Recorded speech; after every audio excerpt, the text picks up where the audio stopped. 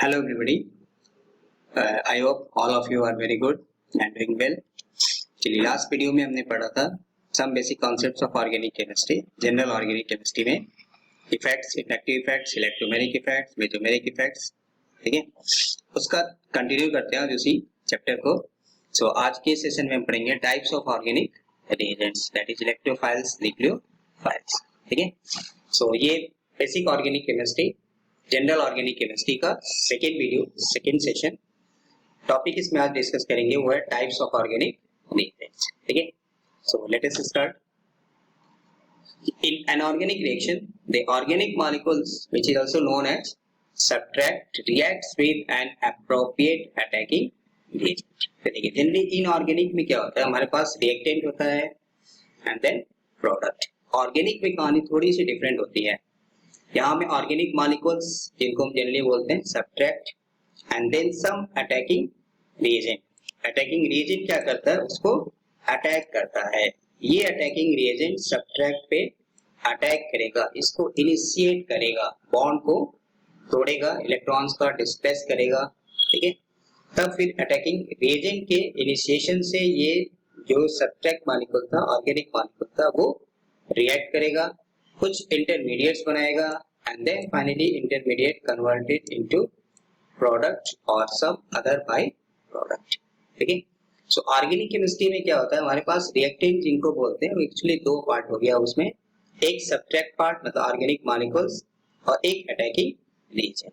Simply for example ये simple reaction पढ़ते हैं, एल्कीन मतलब CH2 डबल बॉन्ड CH2, ये एक एल्कीन है, दैट इज इथीन है, ठीक है। ऑलरेडी ये सैचुरेटेड है, कार्बन की वैलेंसी सेटिस्फाई है, सिग्मा बॉन्ड पाई बॉन्ड। इसमें हम कोई एक एडिशन रिएक्शन करते हैं, जैसे कोई मान लीजिए H2 या Cl2 HCl वाटर HCN। अब हमें क्या होता है कि ये ऑलरेडी हम पढ़ चुके हैं, electromeric effect in the presence of attacking reagent. ये क्या करेगा, इसके पाई बॉन्ड को ब्रेक करेगा, इनिशिएट करेगा, तोड़ेगा, ठीक है। अगर हम अटैकिंग एजेंट हटा लें तो फिर से ये वापस आ जाता है, ठीक है। तो इसको यहाँ हम बोलते हैं, this is known as substrate मतलब रिएक्ट, ऑर्गेनिक मॉलिक्यूल्स जो रिएक्ट करेगा, and this H2 is known as attacking reagent, ठीक है। तब ये इंटरमीडिएट बनाएगा, मतलब एक हाइड्रोजन यहाँ में आएगा, फिर एक यहाँ जुड़ेगा and then finally product alkene बनेगा, ठीक है। सो ऑर्गेनिक केमिस्ट्री में दो नाम आता है, रिएक्टेंट को दो पार्ट कह सकते हैं, एक सब्सट्रैक्ट पार्ट होता है और एक होता है अटैकिंग रिएजेंट, ठीक है। So there are two types of organic reagents. First एक को बोलते हैं इलेक्ट्रोफाइल, ठीक है। इलेक्ट्रो मीन्स होता है इलेक्ट्रॉन और फाइल वर्ड का मतलब होता है लविंग। सो इलेक्ट्रोफाइल का बेसिकली वर्ड का मतलब क्या हो गया, इलेक्ट्रॉन लविंग, मतलब जिसको इलेक्ट्रॉन चाहिए। सो इलेक्ट्रोफाइल की definition, an electrophile that is electron loving is a reagent that is electron deficient and thus attack at the electron rich site of the molecule, ठीक है। So electro means electron, file means होता है loving, lyophilic, ठीक है, hydrophilic, ये word पढ़ते हैं। So electro means electron, file मतलब होता है loving, उस जिसको इलेक्ट्रॉन चाहिए। तो ऑब्वियसली इलेक्ट्रॉन उसी को चाहिए जिसमें इलेक्ट्रॉन की कमी है। जनरली हमें वही चीज की इच्छा होती है जो हमारे पास नहीं होता, ठीक है। इसलिए अटैक कहाँ में करेगा, तो उस जगह पे अटैक करेगा जहां में इलेक्ट्रॉन रिच मतलब ऑलरेडी पहले से वहां में इलेक्ट्रॉन ज्यादा है, ठीक है। Obviously they carry a positive charge, मतलब this positive charge show the deficiency of electron और हैव इनकम्प्लीट वैलेंस सेल। इसका वैलेंस सेल में क्या है, इलेक्ट्रॉन कमती है, और have an atom which can acquire more electron, जिसको हम एक्सपेंडेड ऑक्टेट बोलते हैं, ठीक है। तो एक ऐसा एटम हो जिसमें क्या है, which can acquire more electrons, उसके पास वैकेंट d ऑर्बिटल्स है, so that can expand their octet, वो जरूरत से ज्यादा इलेक्ट्रॉन ले सकता है, ठीक है। सो इलेक्ट्रोफाइल सीधा सीधा एक वर्ड में, electrophile that is electron loving is a reagent that is electron deficient and thus attack at the electron rich site of the molecule, ठीक है। अब electrophiles can be further classified into categories, इनको हम next further classify कर सकते हैं, या कैसे समझेंगे कि इलेक्ट्रोफाइल है या नहीं है, ठीक है, क्लियर। चलिए नेक्स्ट। तो फर्स्ट इलेक्ट्रोफाइल को अगर हम क्लासिफाई करें तो फर्स्ट नाम आता है charged electrophiles. So positively charged species in which central atom has incomplete octet are known as charged electrophiles. So positively charged species हो जिसके central atom में incomplete octet है, यहाँ पे ध्यान देना है incomplete octet है, मतलब जिसका octet complete नहीं है. Octet means having 8 electrons in its valence shell. ठीक है, जिसके लास्ट वैलेंस शेल में 8 इलेक्ट्रॉन है, पॉजिटिव चार्ज होने के बावजूद भी वो इलेक्ट्रॉन नहीं लेगा. ठीक है, for example H plus halogen plus, जो हम हेलोजिनेशन रिएक्शन पढ़ते हैं electrophilic halogenation reaction benzene ring पे. ठीक है, R प्लस फ्रेडल-क्राफ्ट एल्काइलेशन पढ़ते हैं, NO2 प्लस नाइट्रेशन पढ़ते हैं, SO3H प्लस सल्फोनेशन पढ़ते हैं, R3C प्लस. ये सब क्या है, इलेक्ट्रोफाइल है. बट कौन से इलेक्ट्रोफाइल, चार्ज इलेक्ट्रोफाइल्स. ठीक है. Now it should be noted that except cations of first group, second group element and aluminum 3 plus and ammonium plus, तो ये जैसे sodium plus, lithium plus, magnesium plus, barium plus. ठीक है, तो first group second group के जो cations हैं और एल्युमिनियम 3 प्लस, एमोनियम प्लस, ये कैटायन हैं. ठीक है, बट बेसिकली इनमें क्या है, इलेक्ट्रॉन लेने की टेंडेंसी नहीं है क्योंकि इनका ऑक्टेट कंप्लीट है. ठीक है, तो इसलिए it should be noted that except cations of first group, second group, aluminium 3 plus and ammonium plus, all cations are charged electrophile. तो ऐसा नहीं कर सकते कि जितने भी पॉजिटिव चार्ज हैं सब के सब इलेक्ट्रोफाइल हैं. ठीक है, so all positive charge species are not electrophile. तो कौन से होंगे, जिनमें ऑक्टेट जिनका इनकम्प्लीट होगा, जिनका जैसे सोडियम प्लस है तो sodium plus is 2,8, octet complete है, अब वो इलेक्ट्रॉन नहीं लेगा. मैग्नीशियम है 2,8,2, मैग्नीशियम प्लस 2 मतलब 2,8, उसका ऑक्टेट कंप्लीट है, वो इलेक्ट्रॉन नहीं लेगा. ठीक है, सेकेंड कैटेगरी है न्यूट्रल इलेक्ट्रोफाइल्स, मतलब इनमें कोई चार्ज तो नहीं होता है बट फिर भी इलेक्ट्रोफाइल होते हैं. So these can be classified in 3 categories. Neutral covalent compounds in which central atom has incomplete octet. ठीक है, जिनका ऑक्टेट कंप्लीट नहीं है तो ऑब्वियसली उनमें इलेक्ट्रॉन की डिफिशियंसी है, वो इलेक्ट्रॉन लेगा. एग्जांपल PeCl2, AlX3, एल्युमिनियम के ट्राइहैलाइड्स, BH3 बोरेन. ठीक है, ZnCl2, फेरिक हाइलाइड्स मतलब FeCl3, CH2 जिसको हम लोग कार्बिन बोलते हैं, CH2 डाइक्लोरोकार्बिन etc. तो ये न्यूट्रल हैं जिनमें ऑक्टेट इज इनकम्प्लीट. ठीक है, तो फर्स्ट वाले में पॉजिटिव चार्ज, तो जिनमें चार्ज है वो इलेक्ट्रोफाइल हो सकते हैं बट सारे के सारे पॉजिटिवली चार्ज इलेक्ट्रोफाइल नहीं होते हैं. वही होगा जिनका ऑक्टेट इनकम्प्लीट होगा. इनकम्प्लीट ऑक्टेट में एक और कैटेगरी आती है जिसको हम बोलते हैं neutral electrophiles. Neutral covalent compounds in which central atom has complete और एक्सपेंडेड ऑक्टेट. देखिए, एक्सपेंडेड ऑक्टेट मतलब ऑक्टेट कंप्लीट होने के बावजूद भी उसमें इलेक्ट्रॉन जा सकता है. तो ये तभी पॉसिबल है जब उसके पास वैकेंट d ऑर्बिटल होगा. And has incomplete d subshell. देखिए आगे बात, has incomplete d subshell is a neutral electrophile. For example SnCl4, ठीक है, SiCl4, PCl5, SF6, IF7, इनका एक और नाम हम पढ़ते हैं हाइपर वैलेंट कंपाउंड. तो ये ऑक्टेट रूल का एक वायलेशन भी है, एक्सेप्शनल केस भी है कि जैसे फास्फोरस के लास्ट वैलेंस शेल में 5 है, 5 क्लोरीन के साथ बॉन्ड बनाया तो एक्चुअली लास्ट वैलेंस शेल में 8 ही आना चाहिए as per octet rule, but यहाँ में कितना हो गया 5 + 5 10. ठीक है, तो they can expand their octet due to availability of vacant d orbitals. Sulphur last valence shell में 6 है, 6 फ्लोरीन के साथ बॉन्ड बनाया तो 6 + 6 12 हो गया, जबकि रूल के हिसाब से 8 ही होना चाहिए. ठीक है, IF7 iodine last valence shell में 7 है, 7 फ्लोरीन के साथ बॉन्ड बनाया तो लास्ट वैलेंस शेल में 14 हो गया, जबकि 8 ही होना चाहिए. इसलिए इनको बोलते हैं एक्सपेंडेड ऑक्टेट. तो जिनमें एक्सपेंडेड ऑक्टेट है वो भी इलेक्ट्रोफाइल होते हैं बट वो किस कैटेगरी में आते हैं, न्यूट्रल कोवैलेंट कंपाउंड्स में, न्यूट्रल इलेक्ट्रोफाइल्स में. थर्ड कैटेगरी है neutral covalent compounds in which the central atom is bonded only with 2 और मोर देन 2 इलेक्ट्रोनेगेटिव एटम्स. अक्सर हम यहाँ में गलती करते हैं. ठीक है, जो 2 और मोर देन 2 इलेक्ट्रोनेगेटिव एटम के साथ अगर सेंट्रल एटम बॉन्डेड है तो वो भी हमारा न्यूट्रल इलेक्ट्रोफाइल में आएगा, न्यूट्रल इलेक्ट्रोफाइल में आएगा।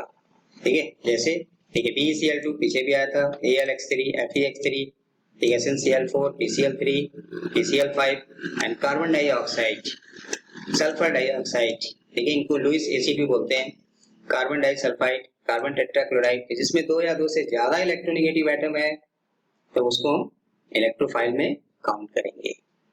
ठीक है, तो नोट स्पेशल पॉइंट्स यहाँ में, first electrophiles are Lewis acid. Lewis acid क्या होते हैं? तो लुईस एसिड भी होते हैं which can accept electrons, ठीक है, lone pair. Positively charged electrophiles are more reactive than the neutral ones. अगर दोनों में कंपेयर करें तो पॉजिटिवली चार्ज इलेक्ट्रोफाइल्स होते हैं ज्यादा रिएक्टिव होते हैं then the neutral ones.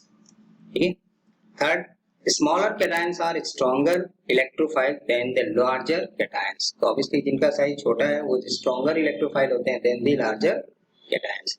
Cl2, Br2 and I2 also behaves as a neutral electrophile. ये भी न्यूट्रल इलेक्ट्रोफाइल बिहेव करते हैं। ठीक है, सो एक पॉजिटिव चार्ज इलेक्ट्रोफाइल और एक होते हैं जिनमें चार्ज नहीं होता बट वो भी इलेक्ट्रोफाइल होते हैं जिनको बोलते हैं न्यूट्रल इलेक्ट्रोफाइल। तो just for sake of simplicity हमने इसको क्लासिफाई कर दिया, इस कैटेगरी में कौन आएगा।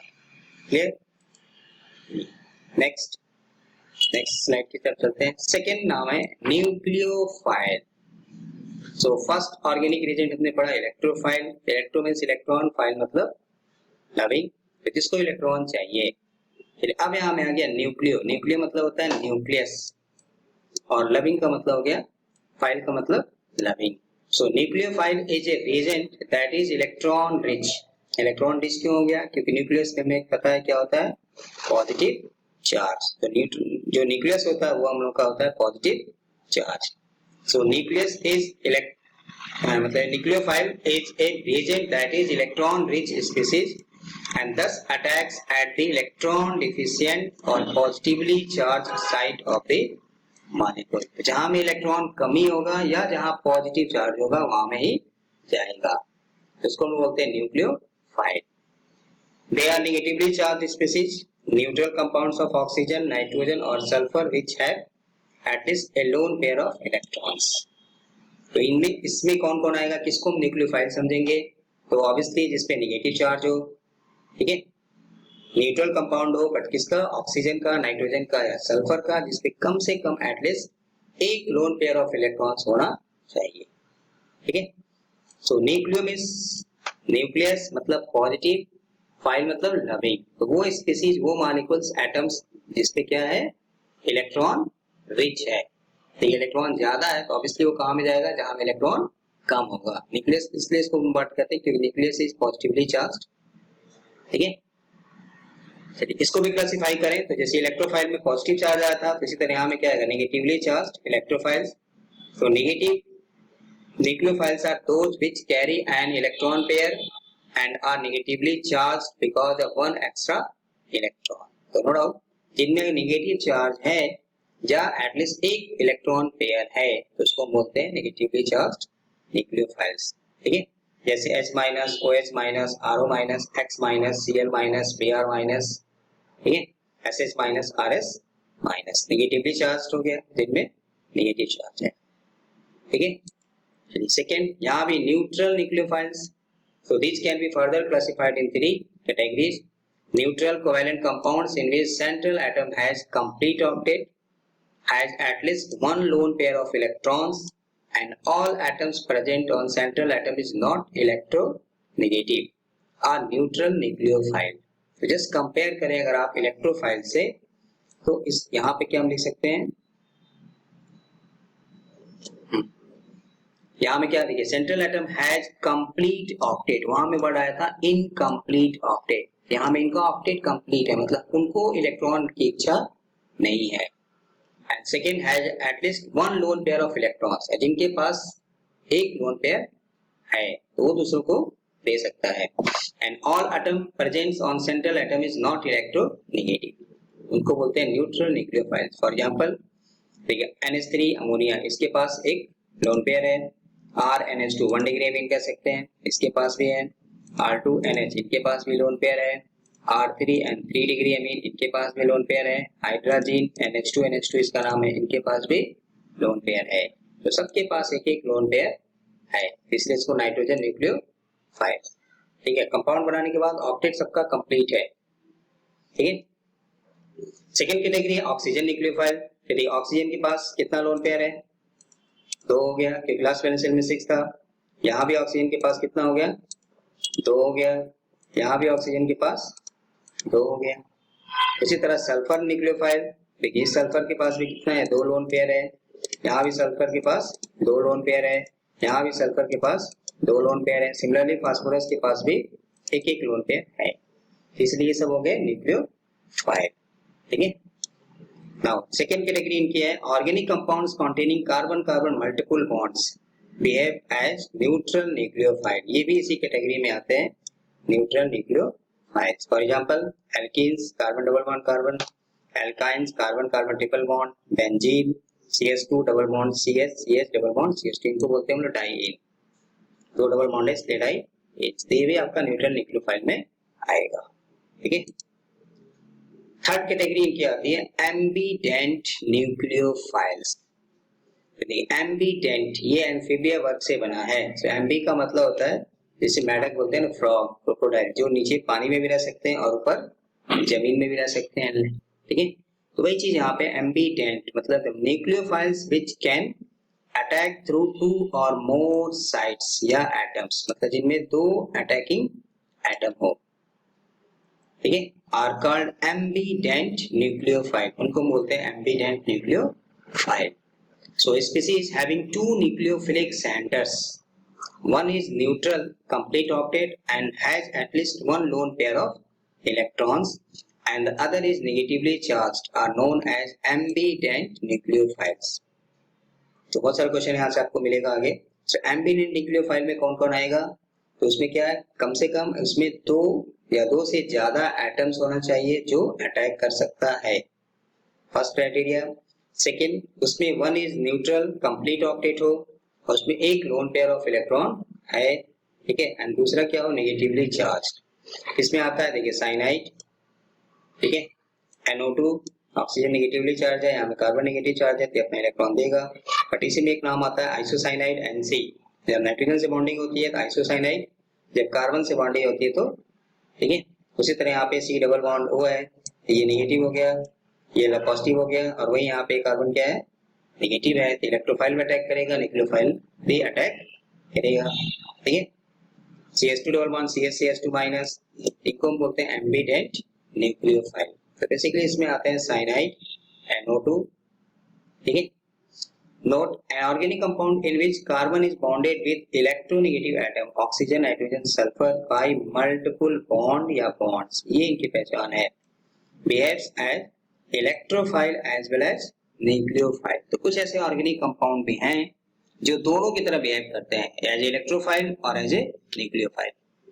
ठीक है, जैसे फॉर एग्जांपल एल्डिहाइड, तो carbon is double bonded to oxygen, ketone carbon is double bonded to oxygen, acid RCOH, यहाँ भी क्या है, कार्बन डबल बॉन्ड ऑक्सीजन है, RCOCl carbon double bond oxygen है, 8 acid chloride, ester RC double bond O, यहाँ भी आपको carbon oxygen के बीच में डबल बॉन्ड है, एमाइड जिनको बोलते हैं RC double bond O NH2, यहाँ भी, ठीक है। एंड साइनाइड में तो है कार्बन ट्रिपल बॉन्ड नाइट्रोजन है।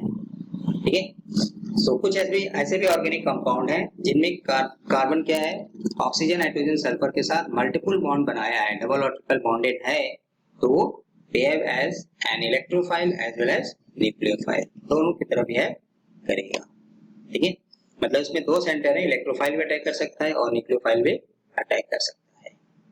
ठीक है, नाउ तो अभी जो हमने पढ़ा क्लासिफिकेशन, इलेक्ट्रोफाइल क्या है, न्यूक्लियोफाइल क्या है, कैसे हम समझेंगे कौन इलेक्ट्रोफाइल है कौन न्यूक्लियोफाइल है, क्योंकि बहुत सारा टाइप ऑफ ऑर्गेनिक रिएक्शन इस पे डिपेंड करता है। इलेक्ट्रोफाइल अटैक करेगा तो electrophilic substitution, nucleophilic substitution, SN1 SN2। ठीक है, तो रिएक्शंस टाइप भी इसी पे डिपेंड करेगा, इसलिए हमें ये जानना जरूरी है, आइडेंटिफाई करना जरूरी है कि इलेक्ट्रोफाइल है या न्यूक्लियोफाइल है। ठीक है, इसी में एक वर्ड और है nucleophilicity. So the reactivity of nucleophile is simply known as nucleophilicity. So nucleophile कितना रिएक्टिव होगा उसी को हम बोलते हैं न्यूक्लियोफिलिसिटी की। जैसे कोई मान लीजिए Cl माइनस भी है, ठीक है, Br माइनस भी है, दोनों नेगेटिव है, ठीक है, दोनों पे नेगेटिव है, तो क्या हो गया, न्यूक्लियोफाइल है। तो अब ये दोनों न्यूक्लियोफाइल में कौन ज्यादा रिएक्टिव है, कहीं में अगर अटैक करना होगा तो पहले कौन अटैक करेगा, उसी को हमें जानने के लिए बोलते हैं, एक वर्ड यूज करते हैं न्यूक्लियोफिलिसिटी, ठीक है। Now it can be compared as follows, इसमें कुछ सर्टेन रूल्स है। तो फर्स्ट यहाँ पे nucleophilicity decreases as we move from left to right in a period. तो पीरियोडिक टेबल में अगर हम लेफ्ट टू राइट जाएं तो न्यूक्लियोफिलिसिटी क्या होगा, घटेगा। क्यों, reason, as the electronegativity of the atom bearing lone pair of electrons increases। तुमने पढ़ा है कि टॉप टू बॉटम आने पे इलेक्ट्रोनेगेटिविटी घटता है, लेफ्ट टू राइट जाने पे बढ़ता है, ठीक है। तो फर्स्ट पॉइंट यहाँ पे when we move from left to right in a period nucleophilicity decreases, ठीक है। फॉर एग्जांपल देखिए कार्बन, इसमें नेगेटिव चार्ज है, मिथाइल, NH2 नेगेटिव चार्ज है, OH नेगेटिव चार्ज है, एंड देन फ्लोराइड। तो नो डाउट यहाँ में कार्बन हो गया, फिर नाइट्रोजन हो गया, फिर ऑक्सीजन हो गया, फिर फ्लोरीन हो गया। तो फ्लोरीन द मोस्ट इलेक्ट्रोनेगेटिव, तो कार्बन उससे नाइट्रोजन ज्यादा electronegative, then oxygen, then fluorine. तो इसलिए न्यूक्लियोफिलिसिटी की बात करेंगे तो ये क्या हो गया, कार्बन में ज्यादा हो गया, नाइट्रोजन उससे कम, ऑक्सीजन उससे कम, फ्लोरीन, ठीक है। चलिए पीरियोडिक प्रॉपर्टी जनरली हम पढ़ते हैं, तो ये भी हमें पता है कि लेफ्ट टू राइट जाने पे अगर मान लीजिए कोई पीरियोडिक प्रॉपर्टी की बात करें, जैसे रेडियाई घटेगा तो टॉप टू बॉटम जाने पे बढ़ेगा। तो just second, in moving down A group, जैसे ग्रुप में ऊपर से नीचे आए तो न्यूक्लियोफिलिसिटी क्या होगा, बढ़ेगा, क्योंकि जब लेफ्ट टू राइट जाने पे घट रहा है तो टॉप टू बॉटम आने पे बढ़ेगा। देखिए fluoride most electronegative, then chlorine, then bromine, then iodine। iodine is the least electronegative। तो इन चारों में सबसे ज्यादा न्यूक्लियोफिलिसिटी किसका है, I माइनस का है। उसी तरह फास्फोरस नाइट्रोजन की बात करें तो नाइट्रोजन टॉप पे, उसके नीचे फास्फोरस, उसके नीचे आर्सेनिक। तो नाइट्रोजन मोस्ट इलेक्ट्रोनेगेटिव, तो इसकी न्यूक्लियोफिलिसिटी कम होगा, फास्फोरस का ज्यादा होगा। ऑक्सीजन सल्फर, ऑक्सीजन ऊपर है, सल्फर नीचे है, सल्फर की न्यूक्लियोफिलिसिटी ऑक्सीजन से ज्यादा होगा। Clear. So left to right जाने पे न्यूक्लियोफिलिसिटी घटेगा, टॉप टू बॉटम आने पे न्यूक्लियोफिलिसिटी बढ़ेगा। Third, due to steric hindrance that is presence of bulky group और nucleophilic centre, nucleophilicity decreases. Nucleophilicity decreases for the same nucleophilic centre. देखिए same nucleophilic centre मतलब left और right की बात नहीं कर रहे हैं, टॉप टू बॉटम की बात नहीं हो रही है, न्यूक्लियोफिलिक सेंटर सेम है। जैसे यहाँ भी न्यूक्लियोफिलिक सेंटर क्या है, ऑक्सीजन, यहाँ भी न्यूक्लियोफिलिक सेंटर क्या है, ऑक्सीजन, यहाँ भी न्यूक्लियोफिलिक सेंटर क्या है, ऑक्सीजन। अब इसमें एक मिथाइल लगाया है, यहाँ पे 2 मिथाइल है, यहाँ में 3 मिथाइल है। तो प्रेजेंस ऑफ बल्की ग्रुप, जिसको हम लोग जनरली क्या बोलते हैं, स्टेरिक हिंड्रेंस। तो स्टेरिक हिंड्रेंस जब ज्यादा होगा तो न्यूक्लियोफिलिसिटी घटेगा, ठीक है। बट ये रूल किसके लिए है, for the same nucleophilic centre, ठीक है। फोर्थ रूल यहाँ में, a species with a negative charge is a stronger nucleophile than a similar species without a negative charge. For example HO minus is a stronger nucleophile than HOH, ठीक है। So negative charge अगर है तो obviously पहले भी आया था, note में लिखा था, स्ट्रॉन्गर न्यूक्लियोफाइल होगा than without a negative charge और न्यूट्रल न्यूक्लियोफाइल, ठीक है। तो इसमें ज्यादा इंपॉर्टेंट हमारे लिए क्या है कि लेफ्ट टू राइट जाएंगे तो न्यूक्लियोफिलिसिटी घटेगा, तो ऑब्वियसली टॉप टू बॉटम आएंगे तो बढ़ेगा। सेम न्यूक्लियोफिलिक सेंटर है तो स्टेरिक हिंड्रेंस होने से घटेगा, ठीक है। चलिए effect of solvent on nucleophilicity. तो क्या solvent, does solvent play A roll on nucleophilicity, ठीक है। तो यस, इन प्रोटिक सॉल्वेंट्स, प्रोटिक मतलब जो प्रोटॉन देते हैं, so solvents which yield proton, proton means H plus, तो जो प्रोटॉन देगा उसको बोलते हैं प्रोटिक सॉल्वेंट्स लाइक वाटर, ठीक है, alcohol ROH। Anionic nucleophiles are less reactive than in aprotic solvent. Aprotic मतलब जो प्रोटॉन नहीं देते, like methyl cyanide, DMF, dimethyl formamide, DMSO, acetone, etc. ठीक है, तो प्रोटिक सॉल्वेंट में एनायनिक न्यूक्लियोफाइल की रिएक्टिविटी कम हो जाती है देन इन एप्रोटिक सॉल्वेंट, ठीक है। रीजन क्या है इसका? So it is due to fact that anionic nucleophiles are solvated या यू में से हाइड्रेटेड, अगर वाटर हम यूज कर रहे हैं सॉल्वेंट, इसको हाइड्रेटेड वर्ड भी यूज करते हैं, via hydrogen bonding in protic solvent and hence their attack on the substrate will require breaking of some of hydrogen bonds, ठीक है। तो आप सीधा सीधा यहाँ पे कर सकते हैं कि प्रोटिक सॉल्वेंट में क्या होता है, जो प्रोटॉन देगा तो हमें हाइड्रोजन बॉन्डिंग के चांसेस हैं, जब हाइड्रोजन बॉन्ड बनेगा तो हमें उसको तोड़ने के लिए कुछ एक्स्ट्रा एनर्जी चाहिए, इसलिए क्या होता है which in turns reduce their nucleophilicity, उनकी न्यूक्लियोफिलिसिटी जो होती है वो कम हो जाती है, ठीक है। For example F minus is a poor nucleophile in protic solvent while a good nucleophile in aprotic solvent, मतलब फ्लोराइड आयन का जो हाइड्रोजन बॉन्ड से 3 के साथ होता है, फ्लोरीन, ऑक्सीजन और नाइट्रोजन, इसी फ्लोराइड माइनस को अगर हम प्रोटिक सॉल्वेंट में डालें, मतलब लाइक वाटर में डालिए, अल्कोहल में डालिए, तो उसकी न्यूक्लियोफिलिसिटी कम होती है, we have as a poor nucleophile while the same F minus we have as a good nucleophile in aprotic solvent like acetone, DMSO, DMF, ethyl cyanide, ठीक है। सो इन नटसेल क्या कर सकते हैं कि न्यूक्लियोफिलिसिटी एनायनिक न्यूक्लियोफाइल्स की प्रोटिक सॉल्वेंट में कम होती है, एप्रोटिक सॉल्वेंट में ज्यादा होता है, रीजन हाइड्रोजन बॉन्डिंग या ड्यू टू सॉल्वेशन, ठीक है। तो इस वर्ड यूज करते हैं न्यूक्लियोफाइल्स आर सॉल्वेटेड, मतलब ड्यू टू सॉल्वेशन उनकी न्यूक्लियोफिलिसिटी कम हो जाएगा, ठीक है। Next, comparison of nucleophilicity and basicity. अब यहाँ में एक और वर्ड आ गया बेसिसिटी, दूसरा तो अभी हमने डिस्कस किया न्यूक्लियोफिलिसिटी। अब ये दोनों सेम है या क्या दोनों में डिफरेंस है? So it can be compared on the basis of loan pair of electrons. तो दोनों का जो की पॉइंट है, डिफरेंशिएटिंग पॉइंट है, वो है लोन पेयर ऑफ इलेक्ट्रॉन्स।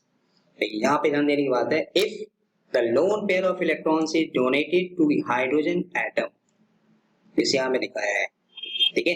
तो जो इसका इलेक्ट्रॉन है न्यूक्लियोफाइल का, ये किससे जुड़ रहा है? हाइड्रोजन को दे रहा है। हाइड्रोजन मतलब आप कह सकते हैं कि H प्लस हो गया, जब ये बॉन्ड यहाँ से टूट गया तो ये यहाँ से टूट गया, A माइनस और H प्लस। अगर हाइड्रोजन से जुड़ेगा nucleophile then it is called basicity of a nucleophile, इसको हम लोग बोलते हैं basicity. And if it is donated to a carbon atom, ठीक है, जैसे यहाँ में इस बॉन्ड के इलेक्ट्रॉन को तोड़ दिया, हाइड्रोजन मोर इलेक्ट्रोनेगेटिव, ये माइनस हो गया और यहाँ में कार्बन प्लस होगा। अब ये न्यूक्लियोफाइल यहाँ में अटैक करेगा ऑब्वियसली, क्योंकि न्यूक्लियोफाइल यहाँ में जाएगा नहीं, ठीक है। तो यहाँ में अगर कार्बन एटम से न्यूक्लियोफाइल अगर डोनेट कर रहा है या अपने न्यूक्लियोफाइल अपने इलेक्ट्रॉन को, लोन पेयर ऑफ इलेक्ट्रॉन को कार्बन एटम को दे रहा है, तो then it is known as nucleophilicity of nucleophile, ठीक है। तो दोनों टर्म का डिफरेंस समझ में आया। बेसिसिटी का मतलब क्या था कि अगर न्यूक्लियोफाइल अपने इलेक्ट्रॉन्स को, न्यूक्लियोफाइल अगर अपने इलेक्ट्रॉन्स को हाइड्रोजन एटम को दे रहा है तो उसको हम लोग बोलते हैं, उसको बोलते हैं बेसिसिटी। और अगर न्यूक्लियोफाइल अपने इलेक्ट्रॉन को, लोन पेयर ऑफ इलेक्ट्रॉन को कार्बन एटम के साथ दे रहा है तब उसको बोलते हैं न्यूक्लियोफिलिसिटी, ठीक है। सो यही न्यूक्लियोफाइल अगर इस कार्बन एटम से जुड़ रहा है, मतलब अपने इलेक्ट्रॉन को कार्बन को दे रहा है, तो this is known as nucleophilicity. While अगर ये न्यूक्लियोफाइल हाइड्रोजन एटम के साथ जुड़ रहा है तो इसको हम लोग बोलते हैं बेसिसिटी। सो दस nucleophilicity depends upon the rate constant of the reaction, while basicity depends on the equilibrium constant, okay. So it may be concluded that nucleophilicity governs the kinetics of the reaction, इसको बोलते हैं kinetic control, कहीं कहीं word use करते हैं। While basicity determines the thermodynamics, मतलब thermodynamic control. तो basicity हमें थर्मोडायनेमिक्स को बताता है, थर्मोडायनेमिक्स, और काइनेटिक्स क्या है, nucleophilicity governs the kinetics of the reaction. ठीक है, अब इन दोनों में कंपैरिजन कि क्या दोनों टर्म सेम है या कहीं कहीं डिफरेंट है। ठीक है, चलिए फर्स्ट पॉइंट यहाँ पे लेते हैं। For the same nucleophilic centre, अगर न्यूक्लियोफिलिक सेंटर सेम है तो nucleophilicity parallel basicity means nucleophilicity increases, nucleophilicity and basicity, ठीक है, इंक्रीजेस विद बेसिसिटी। ठीक है, सो न्यूक्लियोफिलिसिटी पैरेलल बेसिसिटी अगर सेम न्यूक्लियोफिलिक सेंटर है तो, ठीक है। जैसे देखिए यहाँ में क्या है, CH3 हो, यहाँ ऑक्सीजन है न्यूक्लियोफिलिक सेंटर, यहाँ भी ऑक्सीजन न्यूक्लियोफिलिक है, यहाँ भी ऑक्सीजन है, यहाँ भी ऑक्सीजन है। तब अगर हम कंपेयर करें तो basicity and nucleophilicity both decreases. ठीक है, for the same nucleophilic centre the basicity and nucleophilicity are reciprocal to each other, that is basicity increases while nucleophilicity decreases due to steric hindrance. तो steric hindrance के नाते ये यहाँ पे basicity बढ़ेगा तो न्यूक्लियोफिलिसिटी घटेगा। ठीक है ना, देखिए पीछे भी मैंने किया था स्टेरिक हिंड्रेंस में, यहाँ भी सेम न्यूक्लियोफिलिक सेंटर, तो यहाँ भी ऑक्सीजन है, यहाँ भी ऑक्सीजन है, यहाँ भी ऑक्सीजन, इसमें CH3 3 बार है, मतलब एक कार्बन यहाँ पे, एक मिथाइल यहाँ पे, फिर एक मिथाइल भी यहाँ पे, एंड देन ये O माइनस। इसमें स्टेरिक हिंड्रेंस होने ज्यादा है, स्टेरिक हिंड्रेंस होने से न्यूक्लियोफिलिसिटी घटेगा, ठीक है ना। बट यहाँ में क्या है, बेसिसिटी बढ़ेगा। तो बढ़ने का मतलब हो गया कि ये CH3 ज्यादा बेसिक है, फिर उससे कम, फिर ये सबसे कम, बट न्यूक्लियोफिलिसिटी उल्टा हो गया, ठीक है ना। तो दोनों एक दूसरे का रेसिप्रोकल होता है, reciprocal to each other. Third point यहाँ पे both basicity and nucleophilicity decreases as they move from left to right in a period due to increase in electronegativity of atom. So as discussed earlier, so nucleophilicity left to right जाने पे घटेगा, basicity भी left to right जाने पे घटेगा, no doubt। ठीक है, जैसे यहाँ पे है, ठीक है। Next, basicity and nucleophilicity are inversely related in reciprocal to each other when we move from top to bottom in a group। अब जब ग्रुप की बात आती है तो पीछे हमने क्या पढ़ा था, न्यूक्लियोफिलिसिटी बढ़ेगा बट बेसिसिटी घटेगा। यहाँ में दो की पॉइंट हो गया कि लेफ्ट टू राइट जा रहे हैं तो दोनों सेम है, ठीक है, बट टॉप टू बॉटम आ रहे हैं तो न्यूक्लियोफिलिसिटी बढ़ता है तो बेसिसिटी घटता है, ठीक है। फॉर एग्जांपल इसलिए fluoride, chloride, bromide, iodide, which one is more nucleophile, nucleophilicity किसकी ज्यादा है, I- की, क्योंकि इसकी इलेक्ट्रोनेगेटिविटी सबसे कम है। फास्फोरस नाइट्रोजन में फास्फोरस का ज्यादा था, ऑक्सीजन सल्फर में सल्फर का ज्यादा है। बट बेसिसिटी की बात करें अगर तो बेसिसिटी कम है, डिक्रीजेस, बेसिसिटी घटेगा, ठीक है। It is due to fact that basicity is directly related to the strength of the hydrogen element bond. तो बेसिसिटी किस पे डिपेंड करता है, स्ट्रेंथ, जितना जल्दी हाइड्रोजन आयोडीन बॉन्ड टूटेगा, हाइड्रोजन और एलिमेंट नॉट आयोडीन, He का मतलब हाइड्रोजन और एलिमेंट, बॉन्ड जल्दी टूटेगा तो बेसिसिटी ज्यादा होगा। While nucleophilicity is inversely proportional to electronegativity, तो nucleophilicity is inversely proportional to electronegativity, इसलिए पीछे भी डिस्कस किया था। ऊपर से नीचे आएंगे तो इलेक्ट्रोनेगेटिविटी घटेगा, जब इलेक्ट्रोनेगेटिविटी घटेगा तो न्यूक्लियोफिलिसिटी बढ़ेगा। लेफ्ट टू राइट जाएंगे तो इलेक्ट्रोनेगेटिविटी बढ़ेगा, न्यूक्लियोफिलिसिटी घटेगा, ठीक है। तो टॉप टू बॉटम में जाने पे एंड ऊपर से नीचे आने पे किसी ग्रुप में न्यूक्लियोफिलिसिटी और बेसिसिटी दोनों एक दूसरे का रेसिप्रोकल है, ठीक है। लेफ्ट टू राइट जाएंगे पीरियड में तो दोनों सेम है।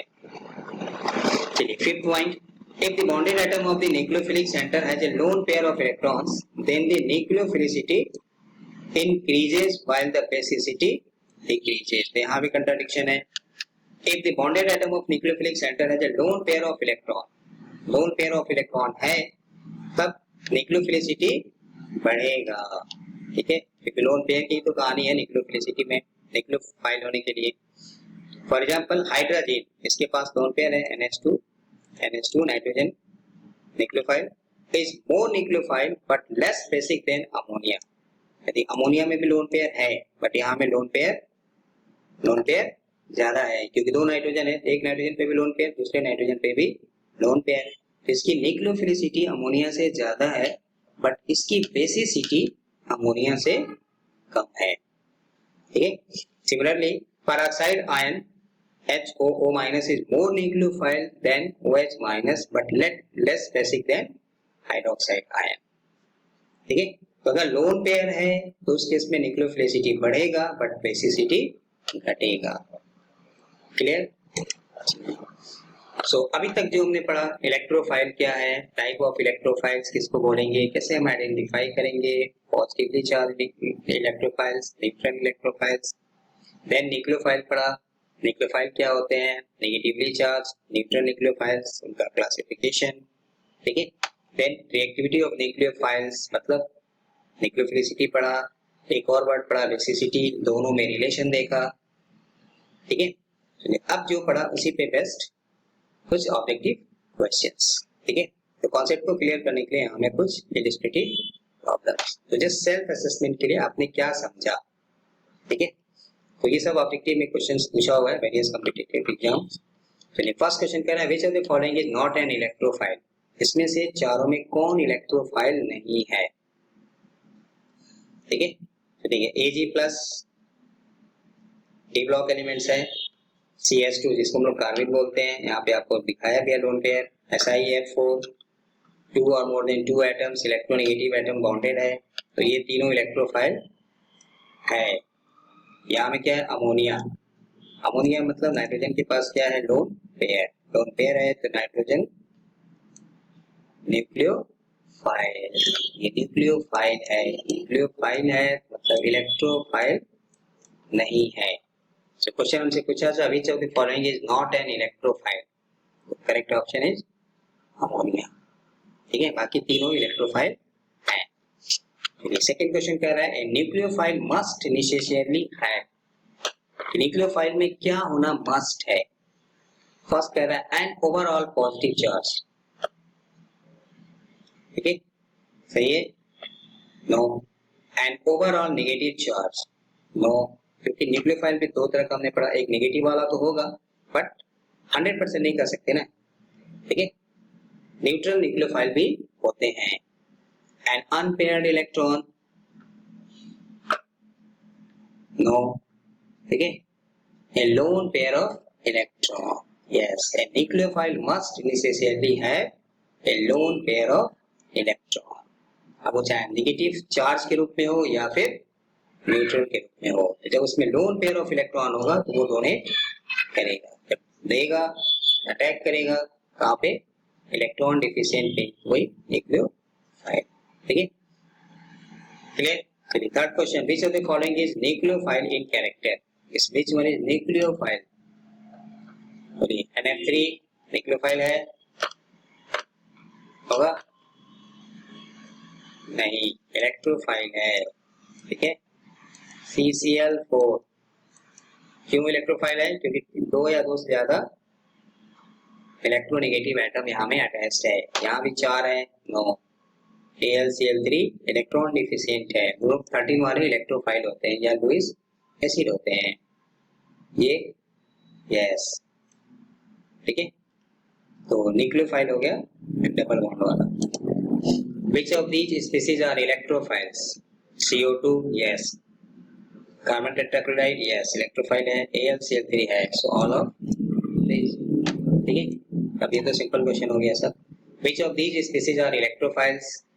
बोलिए, पॉजिटिव चार्ज, यस। बोरॉन के ट्राई हैलाइड्स इलेक्ट्रॉन डिफिशिएंट होते हैं, यस।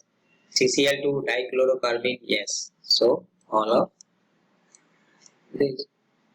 ठीक है, which among the following species is an ambident nucleophile? yes, पीछे डिफिनेशन पढ़ा था ambident। तो ambident का मतलब क्या है, जिसमें दो डोनर एटम कह सकते हैं आप, दो साइट होगा, दो न्यूक्लियोफिलिक सेंटर है, एक पे नेगेटिव चार्ज या लोन पेयर और एक न्यूट्रल। चलिए बेंजीन, नो। इथीन, नो, ये दोनों इलेक्ट्रोफाइल है। ठीक है, acetone carbon double bond oxygen है बट एक में न्यूट्रल और कंप्लीट ऑक्टेट नहीं है, इसलिए क्या होता है, दोनों होते हैं, बोथ इलेक्ट्रोफाइल एंड न्यूक्लियोफाइल। ये भी हमने पीछे पढ़ा था इनका क्लासिफिकेशन। तो एल्डिहाइड है, एसीटोन है, एसिड है, एमाइड है, ये सब दोनों होते हैं। तो करेक्ट ऑप्शन साइनाइड। साइनाइड है, नाइट्राइट है, नाइट्रेट है, ये क्या होते हैं, Embiid and nucleophile.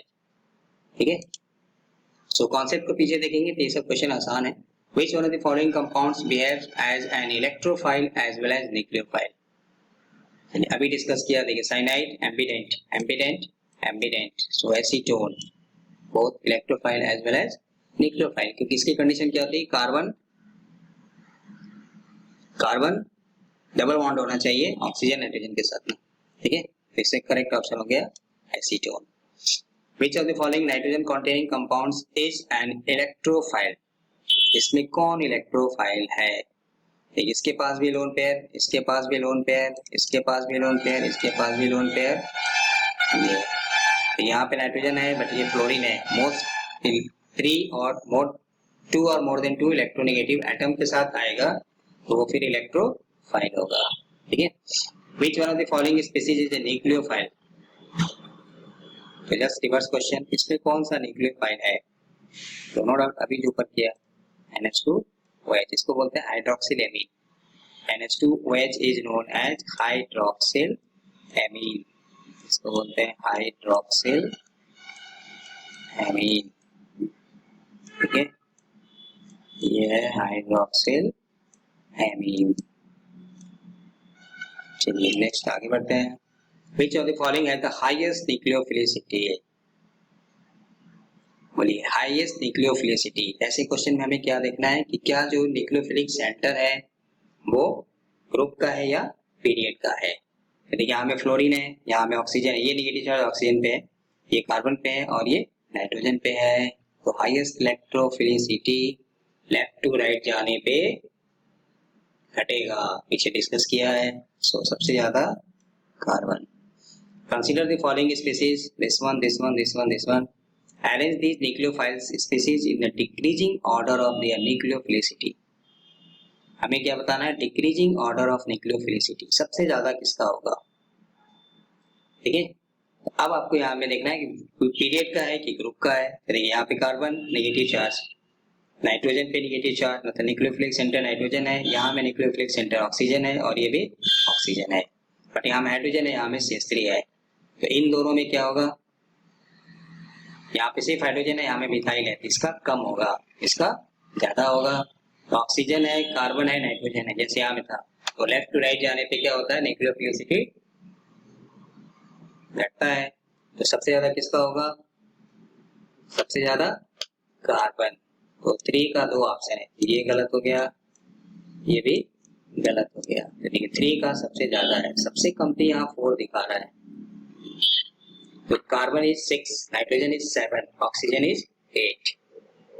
Left to right जाने पे घटेगा। तो जो ऑक्सीजन वाला न्यूक्लियोफिलिक सेंटर है वो नाइट्रोजन से उसकी न्यूक्लियोफिलिसिटी कम होगा। ये ऑप्शन भी गलत हो गया। तो which one is correct, B. ठीक है, which one of the following statements is not correct for electrophile. इसमें कौन से which is not correct for electrophile, electrophile के लिए गलत है, सही नहीं है, मतलब गलत है। चलिए फर्स्ट ऑप्शन दिया, electron deficient species are electrophile, yes.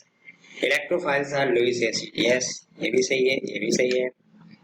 All positive charge species are electrophiles, all positive charge species are electrophile, is it, no, क्योंकि हमने पीछे पढ़ा था first group, second group, aluminium और अमोनियम। देखिए ये इलेक्ट्रोफाइल्स नहीं होते हैं क्योंकि इनका ऑक्टेट कंप्लीट है, तो ये गलत है। AlCl3, SF6, IF7, NSO3 are electrophiles, yes. ठीक है, सो ये स्टेटमेंट जो दिया है रिगार्डिंग इलेक्ट्रोफाइल वो गलत है, तो इसलिए करेक्ट ऑप्शन क्या हो गया, सी। ठीक है, चलिए which one of the following statements is correct for nucleophile? just first question, nucleophile के लिए कौन सा इसमें सही है। Alkenes, alkynes, benzene, pyrroles are nucleophile, yes सही है। Nucleophiles are Lewis bases, yes सही है। लुईस बेस वे होते हैं जो इलेक्ट्रॉन या लोन पेयर डोनेट करते हैं।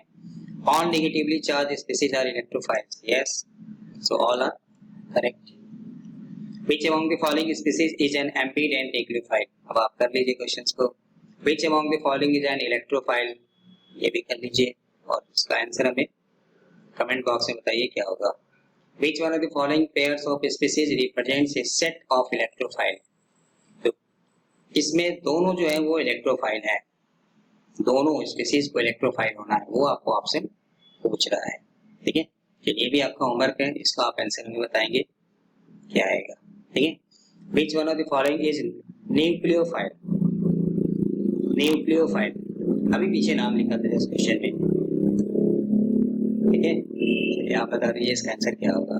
ये है हाइपरवैलेंट, एक्सपेंडेड ऑक्टेट. ठीक है, incomplete. Reading. Which one of the following is an electrophile? Ethylene? No. Water? No. Benzene? No. Boron? Trifluoride. यहाँ फॉर्मूला लिख देगा BF3. ये है बोरान ट्राइफ्लोराइड. ठीक है. The decreasing order of nucleophilicity among the nucleophiles is. इसका decreasing order आपको बताना है. ठीक है, इसलिए आप इसका ऑप्शन में बताएंगे क्या सही है. Which one is correct for this question? Which among the following compounds behave as an electrophile as well as nucleophile? ये भी आप बता दीजिए कौन इसमें इलेक्ट्रोफाइल होगा और न्यूक्लियोफाइल दोनों होगा. पीछे मैंने ऑलरेडी डिस्कस किया है. ठीक है, इन क्वेश्चंस के लिए. तो चलिए ये था आज का सेशन आपका जनरल ऑर्गेनिक केमिस्ट्री या some basic concepts of chemistry. तो ये आज का सेशन हमारे लिए क्लास 11 के स्टूडेंट्स के लिए भी बेनिफिट करेगा, फायदा है, हेल्पफुल है. ठीक है, basic first semester generic subject के लिए भी है और सीसी कोर्स वालों के स्टूडेंट के लिए भी है. जो लोग कॉम्पिटिटिव की तैयारी कर रहे हैं उनके लिए भी ये फायदा है. ठीक है, क्योंकि आगे जब हम टाइप ऑफ रिएक्शन सब पढ़ेंगे तो वहां में हमें इलेक्ट्रोफाइल न्यूक्लियोफाइल को आइडेंटिफाई करना होगा, उसकी न्यूक्लियोफिलिसिटी को देखना होगा. SN1 SN2 जब पढ़ेंगे तो वहां भी इस तरह का क्वेश्चन रिपीटिंग आपको मिलेगा. ठीक है, सो जनरल ऑर्गेनिक केमिस्ट्री का ही क्वेश्चन पढ़ रहे थे इलेक्ट्रोफाइल न्यूक्लियोफाइल. इसके पहले हमने इलेक्ट्रॉनिक डिस्प्लेसमेंट पढ़ा, इफेक्टिव इफेक्ट पढ़ा, इलेक्ट्रोहेरिक इफेक्ट पढ़ा, वो भी एक इंपॉर्टेंट टॉपिक है. एसिडिटी, बेसिसिटी, ठीक है, डायपोल मोमेंट, बहुत सारा फैक्टर्स है जहां हमें इंडक्टिव इफेक्ट की जरूरत पड़ती है. रिएक्टिविटी की वजह बात आएगी इलेक्ट्रोफिलिक, बेंजीन रिंग में न्यूक्लियोफिलिक, तो भी वहां हमें इन सब की जरूरत पड़ेगा. ठीक है, तो ऑर्गेनिक केमिस्ट्री आपका कॉन्सेप्चुअल है, उसके लिए आपको ये बेसिक्स को क्लियर करना होगा. इसलिए हम यहाँ पे डिस्कस करते जाएंगे पॉइंट वाइज. ठीक है, तो इसको देखिए, क्वेश्चंस को देखिए, सॉल्व करिए. ठीक है, तो आगे आपके लिए कोई प्रॉब्लम नहीं होगा. ठीक है, तो चलिए नेक्स्ट वीडियो में इस चैप्टर को कंटिन्यू करेंगे नेक्स्ट सेशन में. ठीक है, तो हम रिएक्शंस इंटरमीडिएट की बात करेंगे. Most important carbocation, free radicals, carbon ion, इसका नेक्स्ट चैप्टर कंटिन्यू करेंगे नेक्स्ट वीडियो में. ठीक है, तो इसलिए आप चैनल्स को सब्सक्राइब कर लीजिए ताकि आपको नोटिफिकेशन मिलता रहे. ठीक है, तो फिजिकल ऑर्गेनिक इनऑर्गेनिक जो भी आपका क्वेश्चन है यहाँ पे कंप्लीट कवरेज आपको सिलेबस मिलेगा, बोर्ड के लिए भी, बोर्ड के बाहर के लिए भी, एससी स्टूडेंट्स के लिए भी. ठीक है, सो आप चैनल को सब्सक्राइब करके रखिए ताकि आपको अपकमिंग वीडियो जो भी आते हैं उसका नोटिफिकेशन आपको मिलता रहे. ठीक है, कोई भी आपको डाउट हो तो आप कमेंट बॉक्स में करिए. ठीक है, कि हमें ये टॉपिक नहीं समझ में आ रहा है या ये क्वेश्चन है या ये डाउट है, तो आपको उसको रिप्लाई मिलेगा. ठीक है, so thank you for watching. मिलते हैं नेक्स्ट वीडियो में नेक्स्ट कंटेंट के साथ, नेक्स्ट टॉपिक के साथ. तब तक के लिए bye bye, all the best.